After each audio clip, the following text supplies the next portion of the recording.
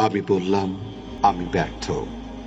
আল্লাহ বলেন, বিশ্বাসীরা সফল হয়। আমি বললাম, আমার জীবনে অনেক কষ্ট। আল্লাহ বলেন, নিশ্চয়ই কষ্টের সাথে আছে স্বস্তি। আমি বললাম, আমাকে কেউ সাহায্য করে না। আল্লাহ বলেন, মুমিনদের সাহায্য করা আমার দায়িত্ব। আমি বললাম, আমি দেখতে খুবই কুৎসিত। আল্লাহ বলেন, আমি মানুষকে সৃষ্টি করেছি সুন্দরতম আকৃতিতে।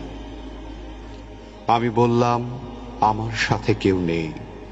আল্লাহ বলেন, ভয় করো না, আমি মুমিনদের সাথে আছি।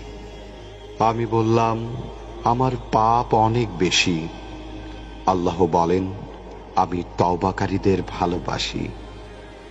আমি বললাম, আমি সব সময় অসুস্থ থাকি। আল্লাহ বলেন, আমি কোরআনকে রোগের নিরাময় হিসাবে পাঠিয়েছি।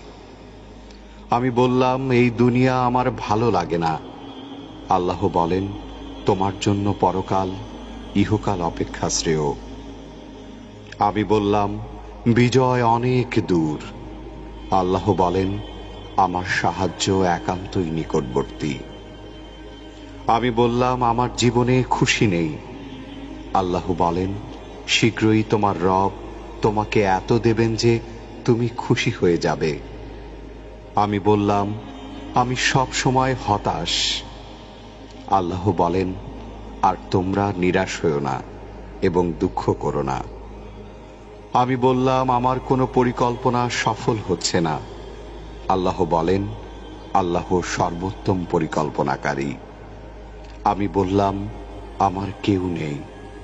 আল্লাহ বলেন, যে ব্যক্তি আল্লাহর উপর ভরসা করে তার জন্য আল্লাহই যথেষ্ট। এত নিয়ামতের ভাণ্ডারে থাকার পরেও সন্তুষ্ট চিত্তে আমরা আল্লাহর নিকট শুকরিয়া জ্ঞাপন করি না।